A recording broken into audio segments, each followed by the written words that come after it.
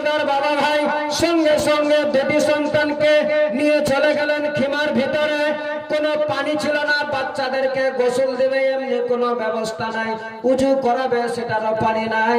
লাস্টের দিকে মাটি দিয়ে বাচ্চাদেরকে তাইমুম করাচ্ছে আর নতুন কাপড় পটলা থেকে খুলে কাপড়গুলো পরিধান করাচ্ছে। সেই সময় এসে মা শহর বানু বলেছিল, যায় না তোমার ছোট্ট ছোট্ট দুটি বাচ্চাকে আওনা মুহাম্মদকে এখন কেন এমনি করে নতুন কাপড় পরাচ্ছ, কোথায় পাঠাবে তুমি? বলে ভাবি যান এই ছেলেদেরকে আমি এখন জান্নাতের দুলহা তৈরি করছি। শহর বানু বলেছিল, যায় না এই কথা তো আমি বুঝতে পারলাম না, এর মানে কি? বলে ও ভাবি যান আমার ভাইজানের কাছ থেকে হুসেনের কাছ থেকে পারমিশন নিয়ে নিলাম, এক্ষুনি আমার ছেলেদেরকে কারবালার সরজমিনে বিদায় করে দিব। তারা কারবালার সরজমিনে যাবে, দিনের রাহে নিজের জীবনটাকে দিয়ে দিবে। আমার ছেলেরা শহীদ হয়ে যাবে তীরের আঘাতে, বললাম ফরসার আঘাতে তারা দুনিয়া থেকে বিদায় নিয়ে চলে যাবে। যাওয়ার সঙ্গে সঙ্গে আমার নবী মুস্তাফা হাউজে কাউসারের পানি পান করাবে। ভাবিজান আমার ছেলেরা এক্ষুনি হচ্ছে রওনা, তুমিও বাধা দিবে না ভাবি, যাওয়ার পারমিশন দাও। ছোট্ট ছোট্ট বাচ্চা 6 বছর আর 8 বছরের, তারা যুদ্ধ সম্পর্কে কি বা বুঝে, কি বা জানে, তবুও তারা নবীর ঘরানা রয়ে আছে। ইমাম হোসেন রাদিয়াল্লাহু তাআলা আনহু যেমনি শেষ সালামটুকু ইমাম হোসেনকে দিয়ে ছোট্ট বাচ্চারা কারবালার সরজমিনে যখনই পৌঁছেছে, তখন যেন হয় মনে হচ্ছে সবাই দেখতে পাচ্ছে একটা চাঁদ আর সূর্য নেমে গেল। বলুন সুবহানাল্লাহ। 22,000 সৈন্যের লোকেরা দেখে অবাক হয়ে গেল, মনে হচ্ছে চাঁদ আর সূর্য নেমে আছে, চকচক করছে ছোট্ট ছোট্ট বাচ্চারা। ইবনে সাদ সে সময় বলেছিল, ও আওলা মুহাম্মদ শোনো, তোমার মামার সঙ্গে আমাদের আক্রোশী আছে, দুশ্মনী আছে, তোমাদের সঙ্গে নয়। তোমরা যদি চাও চলে আসো, এক্ষুনি তোমাদেরকে আমরা ফরাত নদীর পানি পান করাবো। ওই ছোট্ট ছোট্ট বাচ্চাগুলো জবাব দিয়েছিল, বলে শোনো, তুমি পানির লোভ লালসা দিয়ে আমাদেরকে নিতে চাচ্ছ? কখনো নয়, আমরা তোমার কাছে পানি পান করার জন্য আসিনি, হক আর বাতিল কাকে বলে সেটা পৃথিবীর মানুষকে বুঝিয়ে দেওয়ার জন্য এসেছি। তোমাদের সঙ্গে আমরা যুদ্ধের মোকাবিলা করতে এসেছি, কে তোমরা আমাদের সঙ্গে লড়বে সিদ্ধান্ত করো। তোমাদের পানি পান করব না, এক্ষুনি কিছুক্ষণের মধ্যে যদি আমরা বিদায় হয়ে চলে যাই, আমাদের জন্য নবী মুস্তাফা হাউজে কাউসারের পানি নিয়ে দাঁড়িয়ে আছে। তোমাদের পানি পান করব না, আমার নবী আমাদের জন্য দাঁড়িয়ে আছে। আসো তোমরা, কে মোকাবিলায় আসবে? কেউ আসতে পারে না। লাস্টের দিকে দুটি বাচ্চা ঢুকে গেল, ছোট ছোট বাচ্চা তরবারি নিয়ে ঢুকে পড়েছে 22,000 সৈন্যের মধ্যে। এমন তরবারি মেরে যাচ্ছে, হইচই শুরু হয়ে গেল। 22,000 সৈন্য নড়চড় হতে লেগে গেল। ভাবছে তারা হাই সর্বনাশ, মনে হচ্ছে শুধু দুটি বাচ্চা নয়, তাদের সঙ্গে খোদার ফেরেশতা সহযোগিতা করছে। মনে হচ্ছে খোদার ফেরেশতা কতজন নেমেছে কিছু বোঝা যাচ্ছে না। যে দিক দিয়ে পার হচ্ছে সেদিকে শুধু তরবারি দিয়ে নারী ভুঁড়ি কেটে সাফ করে দিচ্ছে। তারা অবাক হয়ে যাচ্ছে, তারা ভাবছে হাই সর্বনাশ, এইভাবে তো কোনোদিন দেখতে পাইনি। এই ছোট্ট ছোট্ট দুটি বাচ্চা এমন করে তরবারি মেরে যাচ্ছে, এমন ভাবে তরবারি চালাচ্ছে, মনে হচ্ছে বড় বড় যুদ্ধও ফেল হয়ে যাবে। খোদার ফেরেশতা নেমে গিয়েছে আজকে। কিন্তু দুটি বাচ্চা কতই বা যুদ্ধ করবে, কতই বা তারা লড়বে, কিন্তু তাদের টার্গেট ছিল একটাই, ভাই আমাদের যুদ্ধ শেষ করলে হবে না, আজকে আমাদেরকে একটাই টার্গেট রাখতে হবে। ওই যেন দেখা যায় ইবনে সাদ বসে আছে সেনাপতি, আমাদেরকে তার কাছে গিয়ে পৌঁছাতে হবে। ওই সেনাপতিকে যদি আমরা মেরে দিতে পারি তাহলে যুদ্ধ সমাপ্ত হয়ে যাবে, আর যদি যুদ্ধ সমাপ্ত হয়ে যায় তাহলে আর ইমাম হোসেনকে আসতে হবে না, এখান থেকে যুদ্ধ সমাপ্ত হয়ে যাবে। আমরা যুদ্ধের ফিনিশিং টেনে দিব, আর কাউরে আসার দরকার পড়বে না। ইমাম হোসেন বেরাদার ইমাম হোসেনের ভাগনাদের শুরু ছিল চিন্তা ধারণা এটুকু, কিন্তু তাদের তো এটা জানা ছিল না যে ইমাম হোসেন যতক্ষণ পর্যন্ত কারবালায় আসবে না যুদ্ধ সমাপ্ত হবে না। ইমাম হোসেন যতক্ষণ পর্যন্ত কারবালার মতো সরজমিনে এসে শহীদ না হবে ততক্ষণ পর্যন্ত 22,000 সৈন্য লোকেরা ক্ষান্ত হবে না। এটা ছিল না তাদের জানা। লাস্টের দিকে দুই ছেলে কাটতে কাটতে কাটতে কাটতে আরেক প্রান্ত থেকে আরেক প্রান্তে পৌঁছে যায়। লাস্টের দিকে সিস বিন সাস নামে এক জালিম বেঈমান পিছন দিক থেকে এমন জোরে বর্ষা মারলো, বড় ছেলের পিঠের মধ্যে বর্ষা লেগেছে, লাগার সাথে সাথে পড়ে গিয়েছে মাটিতে। বড় ভাই আবার এসে বুকের মধ্যে জড়িয়ে ধরেছে। এই সুযোগে পিছন দিক থেকে আবার জোরে তরবারি মেরে দিল। লাস্টের দিকে দুই ভাই মিলে দুনিয়া ছেড়ে বিদায় হয়ে চলে গেল। সকলে পড়ুন ইন্না লিল্লাহি ওয়া ইন্না ইলাইহি রাজিউন। যেমনি ছেলেরা পড়ে গিয়েছে সে সময় বলছে ইবনে সাদ বলে, ও হোসেন, তোমার ভাগনারা বিদায় নিয়েছে, নিয়ে যাও তাদের বডিকে। ইমাম হোসেন সালামদার আব্বাস এসেছে, আউনকে নিয়েছে ইমাম হোসেন, মুহাম্মদকে নিয়েছে সালামদার আব্বাস, নিয়ে যাচ্ছে। গিয়ে বলছে, জাইনাব, ও বান জাইনাব, তোমার ছেলেরা জান্নাতে চলে গিয়েছে। জাইনাব রে, তোমার ছেলেরা এমন ঘুমিয়েছে, এমন শান্তির ঘুমিয়েছে, জীবনে কোনোদিন তোমারে আর মা বলে ডাকবে না। এই দেখো না, তোমার ছেলেরা জান্নাতের দুলহা সেজে খিমা থেকে তাদেরকে তুলে নিয়ে এসেছি, দেখো কেমন হয়ে আছে তোমার ছেলেদের চেহারা। যেমনি দেখতে পেয়েছে, দেখছে যেন সুবহানাল্লাহ, দুই ছেলে দুনিয়া থেকে বিদায় নিয়ে চলে গিয়েছে। ও মায়েরা, কেমন মা ছিল মা জাইনাব, মা ফাতেমা খাতুনে জান্নাতের বেটি। মা জাইনাব কেমন তাকে আল্লাহ তাআলা ধৈর্য সবর দিয়েছিল। ওই জাইনাব সঙ্গে সঙ্গে দুই ছেলের বডি দেখে, দুই ছেলের দেহ দেখে 2 রাকাত নামাজ আদায় করে খোদার দরবারে হাত তুলে বলে, রব্বুল আলামিন, আমার এই সন্তানদের কুরবানিকে তুমি কবুল করে নাও। মাওলা তাআলা এই আওনা মুহাম্মদকে তোমার দ্বীনের রাহে দুইজনকে করলাম দান। যদি আমার গর্ভ থেকে এইভাবে যদি শত শত বের হতো সন্তান, তোমার দ্বীনের রাহে শত শত সন্তানকে দান করে দিতাম। কিন্তু খোদা তাআলা দেওয়ার মতো যে আর আমার কাছে নাই কোনো পুঁজি, এই দুটাই ছিল, এই দুটাকে আমি দান করে দিলাম, তুমি খোদা কবুল করে নাও। কারবালার মতো সরজমিনে গায়েবী আওয়াজ আসছে, জাইনাব, তোমার জিত হয়েছে, তুমি জিতে গিয়েছো, বলুন সুবহানাল্লাহ। ইমাম হোসেন রাদিয়াল্লাহু তাআলা আনহু আবার জাইনাবকে বলছে, জাইনাব, কাঁদবে না বোন, আজকে কাদার দিন নাই, আজকে আমাদেরকে ধৈর্য সবুর ধরতে হবে, কোন রকমের কান্নার আওয়াজ যেন কেউ শুনতে না পায়। এই বলে দিয়ে ইমাম হোসেন রাদিয়াল্লাহু তাআলা আনহু খিমা থেকে চাচ্ছেন যে আমি একাই বেরিয়ে যাব, কারো কোনো কথা শুনবো না। সে সময় ইমাম হোসেনকে সালামদার আব্বাস বলছেন, চাচা, ভাইজান, আপনাকে যেতে হবে না, আমি যাব আগে। এই কথাটুকু বলছেনই আর পিছন দিক থেকে ডাকছে খিমা থেকে, চাচা যান, ওগো চাচা, একটু আসবেন চাচা গো, একটু পাশে আসো না গো চাচা। যেমনি সালামদার আব্বাস শুনেছে, মা সাকিনার আওয়াজ শুনে দৌড়াতে দৌড়াতে আবার খিমার পাশে গিয়ে পৌঁছেছে। বলে, কেন, কি হয়েছে মা, বলো। বলে, চাচা যান, ওগো চাচা,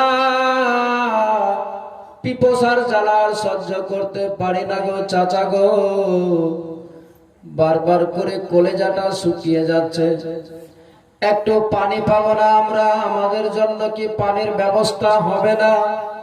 সালামদার আব্বাস এই কথা শুনে তার মুখে কোনো জবাব ছিল না, শুধু চোখ দিয়ে টস টস করে পানি বয়ে যাচ্ছিল। সেই সময় সকিনা বলেছিল, চাচা যান, আমার জন্য যদিও পানি না হয় তাতে কোনো দুঃখ নয়, তবে আমার এই মাত্র 6 মাসের বাচ্চা আমার ভাই আলী আসগরের দুঃখ দেখে আর সহ্য করতে পারি না চাচা। বারবার করে আমার এই ছোট্ট ভাই আলী আসগর জিভটাকে বের করছে গো চাচা, আর আবার সময়ে জিভটা ভিতরে ভরে যেন মনে হচ্ছে অজ্ঞান হয়ে যাচ্ছে, আবার সময় জ্ঞান ফিরে আবার জিভটাকে বের করছে। গো চাচা, দেখো না চাচা কি অবস্থা দাঁড়িয়ে গিয়েছে।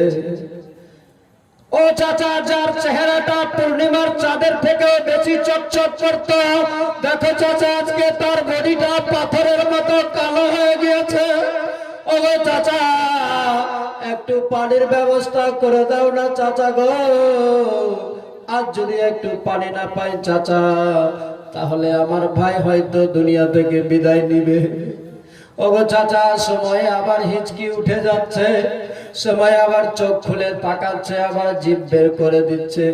আমার মাও সহ্য করতে পারে না, আব্বাকেও বলতে পারা যায় না। ওগো চাচা, তুমি ছাড়া আর আমার যে সাহারা কেউ না। চাচা গো, একটু তুমি দয়া করো, তোমার অন্তরে বড় মায়া আছে, দয়া আছে, তুমি একটু তাড়াতাড়ি করে আমার ভাইয়ের জন্য পানির ব্যবস্থা করে দাও। সালামদার আব্বাস শোনার সঙ্গে সঙ্গে তার ভিতরে জুলুম চলে আসলো, তার ভিতরে আর সহ্য হচ্ছে না। সালামদার আব্বাস ভালোভাবে জানে যে এরা আমাকে পানি দিবে না, 22,000 সৈন্যর লোকেরা কোনো মতেই পানি দিতে রাজি হবে না। কিন্তু সকিনার শোক দেখে, সকিনার কান্দনা দেখে সহ্য যে আর করতে পারলো না। লাস্টের দিকে একটা খিমা থেকে চামড়ার মুসুক নিয়ে বেরিয়ে যাচ্ছেন, ঘোড়ার উপরে চাপবে। আর সে সময় ইমাম হোসেন বলছে, ভাই আব্বাস কোথায় যাচ্ছ তুমি ভাই? বলে, ভাইজান তুমি আমারে বাধা দিবে না, আজকে আমি বেটি সকিনার সঙ্গে ওয়াদা করেছি, চলে যাচ্ছি কারবালার সরজমিনে ফরাত নদীতে পানি নেওয়ার জন্য। ইমাম হোসেন বলেছিলেন, আব্বাস তারা আজকে পানি দিবে না, যাতে তাদেরকে যতই বলো না কেন তাদের দিলে মায়া নাই, দয়া নাই, তাদের অন্তরটা কালি কয়লা পাথর হয়ে গিয়েছে। বলে কোনো লাভ হবে না, গিয়ে কোনো লাভ হবে না, পানি পাওয়া যাবে না। সালামদার আব্বাস সে সময় বলেছিল, চাচা ও ভাইজান, আমি বেটি সকিনার সঙ্গে ওয়াদা করেছি, আমি যাবই পানি আনতে, আমি জানি তারা পানি দিবে না, কিন্তু আজকে আব্বাস দেখিয়ে দিবে আলে নবী কারে বলে, নবী খানদান কারে বলে, কেমনি পানি দেয় না, দেখি আমি পানি নিয়ে আসতে পারি কিনা। সালামদার আব্বাস বারবার করে ইমাম হোসেনকে বলছেন, ভাইজান আজকে আমাকে আর বাধা দিবেন না, আমাকে যাওয়ার পারমিশন দেন। ইমাম হোসেন বলে, ভাই গিয়ে লাভ হবে না, তারা পানি দিবে না বলছে, আমি পানি না নিয়ে আসতে গেলে ফেরত আসবো না। ঘোড়ার উপরে চেপে গেলেন, লাগামখানা টান দিয়েছে জোরে, ইশারা করেছে দুলদুলকে, চল দুলদুল, দেরি করা যাবে না। যেমনি শুধু ইশারা করা মাত্রই ওই ঘোড়া দুলদুল ছুটতে লাগলো। খোদার হুকুমে 22,000 সৈন্যকে ছেদ করে ভেদ করে পৌঁছে গেলেন ফরাত নদীতে। পৌঁছে যাওয়ার সঙ্গে সঙ্গে সালামদার আব্বাস ঘোড়া থেকে নেমে গেল, চামড়ার মুসুকে পানি ভরা হয়ে গেল, এবার ঘোড়ার উপরে উঠবে। সেই সময় ইবনে সাদ চিৎকার করে বলছে, ও 22,000 সৈন্যর লোকেরা, খবরদার, হুঁশিয়ার হয়ে যাও। আজ যদি এই ফরাত নদী থেকে এক বিন্দু পানি চলে যায় মুসুকে আর খিমার মধ্যে গিয়ে যদি পানি পৌঁছে যায়, এই 22,000 তো দূরে থাক, 22 লক্ষ লোক দিয়েও তোমরা কেউ তাদের সঙ্গে মোকাবিলায় টিকতে পারবে না। এই ফরাত নদী থেকে যদি এক ফোঁটা পানি চলে যায়, কিয়ামতের সকাল পর্যন্ত তোমরা তাদের মোকাবিলায় কেউ লড়তে পারবে না। যার ফলে 3 দিন ধরে দানা পানি করেছি তাদের জন্য মানা, তোমরা কেন বুঝতে পারো না? চতুর্দিক দিয়ে ঘেরাও করে নাও, যেন এই ফরাত নদী থেকে খিমায় যেন এক ফোঁটা পানি না যায়। যে করে হয় তোমরা বন্দি করো, যে করে হয় তোমরা তাকে মারো। বেরাদার বাবা ভাই চতুর্দিক দিয়ে ঘেরাও করে নিল, সালামদার আব্বাসকে যেন খিমায় না পৌঁছাতে দেওয়া যায়। সালামদার আব্বাস ঘোড়ার উপরে চেপে গিয়েছে, লাগামখানা জোর করে আবার টানতে লেগেছে। টানার সঙ্গে সঙ্গে দুলদুল আবার ইমাম আব্বাসের কথা শোনার সাথে সাথে ছুটতে লেগে গেল। এবার ওই জালিমেরা, বেঈমানেরা, জাহান্নামীরা চতুর্দিক দিয়ে ঘেরাও করে আছে, তীর বল্লম ফারসা চালাচ্ছে, কিন্তু তার মধ্যে থেকে ভেদ করে ছেদ করে সালামদার আব্বাস চলে যাচ্ছে। ঘোড়া এত জোরে দ্রুত গতিতে ছুটতে লেগেছে, এক জায়গায় পা দেয় আর এক জায়গাতে আরেক প্রান্ত থেকে আরেক জায়গায় গিয়ে পৌঁছাচ্ছে। লাস্টের দিকে জালিমেরা এক জায়গায় চতুর্দিক দিয়ে ঘেরাও করে নিয়েছে। লাস্টের দিকে সালামদার আব্বাসের উপরে একটা জোর করে তরবারি মেরেছে। যেমনি তরবারি মেরেছে, সালামদার আব্বাসের বাম বাজুটা কেটে মাটিতে পড়ে গিয়েছে। বাম বাজুটা হাতটা কাটতে নাই, সঙ্গে সঙ্গে ডান হাতের মধ্যে মুসুকটাকে ধরে নিল। ধরে নেওয়ার পরে আবার টার্গেট নিয়েছে, অল্প কিছুটা জায়গা গেলে পৌঁছে যাব খিমার মতো জায়গাতে। আমার বেটি সকিনা, আমার মেয়ে সকিনা পানি পান করতে পারে। ছোট্ট ছোট্ট বাচ্চারা ভুকা অনাহারে আছে, তাদের মুখের মধ্যে একটু পানি দিতে পাবো, এটাই ছিল মাত্র শুধু সালামদার আব্বাসের মনের আশা বাসনা। কিন্তু দেখুন না, তার মনের আশা বাসনা পূর্ণ যে হবে না। ডান হাতের মধ্যে মুসুকখানা ধরে নিয়েছে।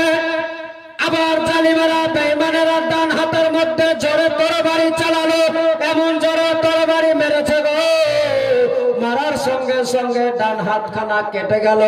ডান হাতখানা শুধু কেটে নয়, কাটার সঙ্গে সঙ্গে হাতখানা দেহ থেকে মাটিতে ছুটে পড়ে গেল। পড়তে নাই, পড়ার সঙ্গে সঙ্গে সালামদার আব্বাস আবার মুসুকটাকে মুখের মধ্যে ধরে দিয়েছে। একটাই তার টার্গেট ছিল, যেন আমার খিমার মধ্যে আমি পানিটুকু পৌঁছাতে পারি, আমার সব পরিবারের মুখে যেন পানি দিতে পারি। আমার জীবন বাঁচবে না, আমি মারা যাব, তাতেও কোনো আমার পারবা নাই। কিন্তু যদি আমি এই পানিটুকু শুধু আমি কারবালার মতো জায়গা থেকে যেন খিমায় যদি পৌঁছাতে পারি, তাহলে আমার জীবনটা বড় ধন্য হয়ে যাবে। বেটি সকিনার সঙ্গে যা ওয়াদা করেছি, ওয়াদা পূর্ণ হয়ে যাবে, তাদের কাছে গিয়ে পৌঁছে দিতে পারবো। কিন্তু দেখুন না বাবা ভাই, ফোরাত নদীর পানি আমার আলে নবীর নসিবে যে নাই, আমার আলে নবীর নসিবে নাই, আমার আলে নবী খানদানের মুখে যাবে না। এই ফোরাত নদীর পানি তারা পান করবে না। আল্লাহ তাআলা তাদের জন্য আমার বিশ্ব নবীকে দিয়ে হাউজে কাউসারের পানি ব্যবস্থা করে রেখেছে। সালামদার আব্বাস এবার মুসুকটাকে মুখের মধ্যে ধরে নিয়েছে। ঘোড়া থেকে পড়ে না, ঘোড়ার উপরে বসে আছে, দুলদুলের উপরে। কিন্তু বেড়াদার এমন জোরে সা সা করে তীর আসতে লাগলো গো, ওই মুসুকটাকে ছেদ করে একদিক থেকে আর একদিকে বেরিয়ে গেল, ছেদ করে ভেদ হয়ে বেরিয়ে গেল। মুসুক দিয়ে পানি বয়ে যাচ্ছে। শেষ মুহূর্তে সালামদার আব্বাস আর মুসুকে পানি রাখতে পারলো না। লাস্টের দিকে সালামদার আব্বাসের উপরে এমন জোরে তরবারি চালিয়েছে, সালামদার আব্বাস ঘোড়া থেকে মাটিতে পড়ে গিয়েছে।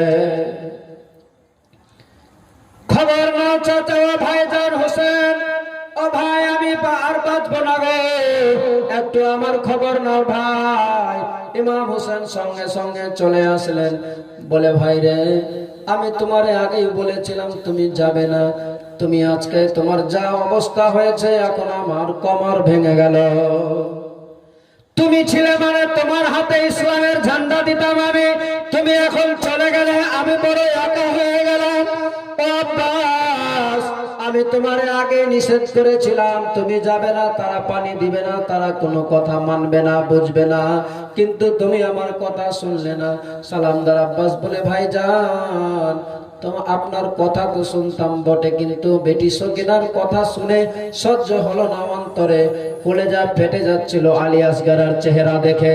তার বডিটা, তার চেহারাটা পাথরের মতো কালি হয়ে গিয়েছে, কালো হয়ে গিয়েছে, যার ফলে আমি চলে গিয়েছিলাম ভাইজান।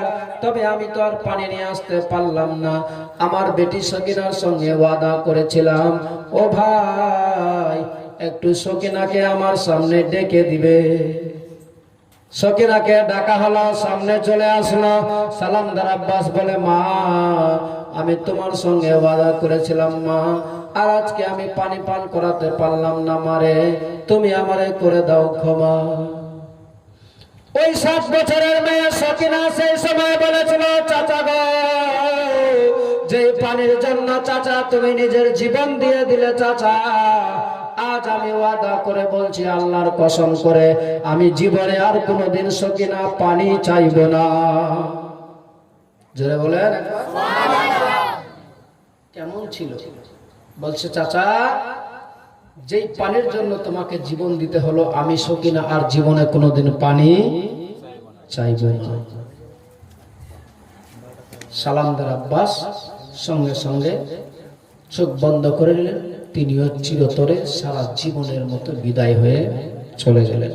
সকলে পড়ুন ইন্না লিল্লাহি ওয়া ইন্না ইলাইহি রাজিউন। একবার দুরূদ শরীফ পাঠ করুন। আল্লাহুম্মা সাল্লি আলা মাওলানা মুহাম্মাদ ওয়া আলা আলি সাইয়্যিদিনা মাওলানা মুহাম্মাদ। আল্লাহুম্মা সাল্লি আলা সাইয়্যিদিনা মাওলানা মুহাম্মাদ ওয়া আলা আলি সাইয়্যিদিনা মাওলানা মুহাম্মাদ সাইয়্যিদিনা সফিয়ানা নবিয়ানা মাওলানা মুহাম্মদ শামসুদ্দোহা বদরাতসা আওয়াল নবী আখির হুসैन जैसा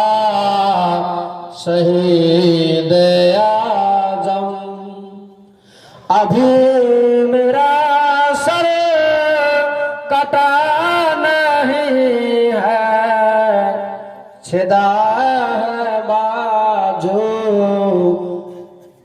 कटे कटे है बाजू, छिदा है सीना। अभी मेरा सर कटा नहीं है, कटे हैं बाजू, छिदा है सीना। हुसैन जैसा শহীদ আজম। সবাই আস্তে আস্তে ভাবে যাচ্ছে লাস্টের দিকে। এবার শেষ মুহূর্তে দেখুন কি হচ্ছে। সালামদার আব্বাসের পরে অনেক গেলেন একেবারে দিগরে। এবার ইমাম হাসানের ছেলে যার নাম ছিল কাসিম, কি নাম? জোরে বলেন। বললেও নামটা বললেও সওয়াব পাবেন। এখানে যতক্ষণ বসে থাকবেন সওয়াব হবে, নেকি হবে, গুনাহ হবে না। অতএব ভালো লাগতে গেলে সুবহানাল্লাহ আল্লাহু আকবার অবশ্যই বলেন। কারণ সারা দিনে কতটা ভালো কথা শুনি, কতবার সুবহানাল্লাহ বলি, খোদার নাম কতবার নিই নাই জানা। তবে আমি একটা কথা আপনাদেরকে বলি, আপনারা শুনেছেন হয়তো, জীবনে কত করেছেন গুনাহ। আমি একটাই কথা বলবো, যত গুনাহ করেন না কেন, তবে যদি এই জান্নাতি বাগানে বসে, রহমত ভরা সভাতে বসে আপনি যদি খোলস দিলে বসে যান আর আলে নবী নবী খানদানদের এই নওয়াসায়ে রাসূল জান্নাতি পুষ্পিত ফুলদের কথা শুনে আপনার চোখ দিয়ে যদি দু একটা ফোঁটা পানি বেরিয়ে যায়, আল্লাহর কসম করে বলছি এই জান্নাতি বাগান থেকে ওঠার আগে আপনার জীবনের সমস্ত গুনাহ হয়ে যাবে ক্ষমা। সুবহানাল্লাহ, জোরে বলেন। শুধু তাই নয়, যদি আপনার মনে অবশ্যই আপনার চোখে যদি আসে পানি, এই নওয়াসায়ে রাসূলদের কথা শুনে যদি মনে আসে দুঃখ, আর তার সাথে সাথে খোদা তাআলা আপনার গুনাহ তো করবেনই ক্ষমা, কিন্তু তার সাথে সাথে আপনার আত্মীয়স্বজন যারাই চলে গিয়েছে কবরের মাঝে, জানি না কি অবস্থায় তারা রয়ে আছে, তবে এটুকু গ্যারান্টি দিয়ে বলি আপনি এই জায়গা থেকে ওঠার সাথে সাথে খোদার হুকুমে তাদেরকে জাহান্নামের আযাব থেকে রিহাই করে জান্নাতের মধ্যে করে দিবে ঠিকানা। এই জান্নাতি বাগানে বসে থাকতে গেলে এত কিছু যদি আমাদের জন্য আল্লাহ তাআলা সুব্যবস্থা রাখে, তাহলে অসুবিধা কোথায় আছে? এবার ইমাম হোসেনের সামনে ইমাম হাসানের ছেলে, ইমাম হোসেনের ভ্রাতুষ্পুত্র, আপনার চাচা তো কি বলে ভাতিজা, দাঁড়িয়েছেন। এসে বলছেন, চাচা যান, ও চাচা একটা কথা বলুন তো, আপনি কি আমাকে আপনার বংশের ছেলে মনে করেন না? বলে, কেন বাবা, এই কথাটা কেন বলছো তুমি? বলে, না চাচা, আজকে বলুন আপনি কি আমাকে নিজেকে বংশের ছেলে মনে করেন না? আপনার কি আমি ভাতিজা নয়? বলে কেন বাবা তুমি এমনি করে বলছো কেন? বলে সকাল থেকে নিয়ে এখন পর্যন্ত একেবারে সবাই যাচ্ছে কারবালার সরজমিনে, গিয়ে সরাসরি তারা জান্নাতের মধ্যে চলে যাচ্ছে। ওগো চাচা, আপনি যদি আজকে আপনি আমাকে নিজের সন্তান মনে করতেন, তাহলে গেলে আপনি আমাকে যাওয়ার পারমিশন দিয়ে দিতেন। আপনার ছেলে আলী আকবর চলে গেল, হুর বিনজির চলে গেল, একেবারে আওনা মোহাম্মদ চলে গেল, আমার ফুপুর ছেলে দুটি সন্তান, তারা 6 বছর 8 বছরের ছেলে, তারা গিয়ে জান্নাতের মধ্যে ঠিকানা হয়ে গেল। চাচা, আজকে যদি বাস্তবে আপনি আমাকে নিজের পুত্র ভাতিজা মনে করতেন, তাহলে আপনি আমাকে যাওয়ার জন্য কারবালায় পারমিশন দিয়ে দিতেন। ইমাম হোসেন এই কথা শুনে আর কোন ইমাম হোসেনের মুখ দিয়ে কথা বের হচ্ছে না, শুধু চোখের মধ্যে আসছে টস টস করে পানি বেরিয়ে। বলে ভাতিজা, ও হুসেন, ও কাসিম, তোমার চোখে আমি আমার চোখে চোখে দেখব তুমি কারবালার সরজমিনে গিয়ে শহীদ হয়ে যাবে, এটা আমি কি করে সহ্য করব? কারণ আমার ভাইয়ের আমার দাদার স্মৃতি একটাই মাত্র তুমি, আর তোমাকে যদি আমি কারবালায় পাঠিয়ে দিই তাহলে তুমি শহীদ হয়ে যাবে, আর আমি আমার ভাইয়ের স্মৃতিটাকে নষ্ট করতে চাই না, যার ফলে আমি তোমাকে যেতে বলছি না বাবা। সে সময় কাসিম বলেছিলেন, চাচা, আমার হুসেন, আমার আকা, আমার আব্বা, কি বলে ইমাম হাসান বলে গিয়েছিল, বেটা একটা এমন সময় আসবে, মুসিবত বিপদ আসবে, সেই দিনে তোমার গলার মধ্যে আমি যে তাবিজটা রেখে গেলাম সেই তাবিজটাকে খুলে দেখবে, আর যা যা লেখা থাকবে সেই অনুপাতে তুমি কাজ করবে। বলুন সুবহানাল্লাহ। সে সময় বলছেন, চাচা যান, আজকে যা বিপদ মুসিবত আছে, আজকের মতো মুসিবত আর বিপদ জীবনে কোনোদিন আসতে পারে না, অতএব আজকে আমি তাবিজটা খুলবো। কাসিম সে সময় তাবিজটা খুলেছে, দেখছে তাবিজ নয়, তাবিজ রূপে একটা বিশাল বড় চিঠি লেখা আছে। বলুন সুবহানাল্লাহ। চিঠিতে লেখা আছে, দেখছেন চিঠিটা দেখে কাসিম দিয়ে দিলেন চাচার হাতে। বলে চাচা, চাচা যান, চিঠিটা পড়ে নেন, আপনি কি লেখা আছে চিঠির মধ্যে। চিঠির মধ্যে দেখতে পাচ্ছে সুবহানাল্লাহ লেখা আছে, বলে ভাই হোসেন, তোমাকে সালাম রইল। ভাই হোসেন, তুমি ভালোভাবে জানো তোমার দাদা হাসান চলে গেল দুনিয়া ছেড়ে, পারলাম না থাকতে, মনে বড় আশা ছিল যে কারবালা হতে, যখন কারবালা হবে তখন আমি তোমার আগে গিয়ে নিজের জীবন দিব, কিন্তু থাকতে পেলাম না আমি। আমার এই সন্তান থাকলো কাসিম। ভাই, যদি কারবালার সরজমিনে যখন যাওয়ার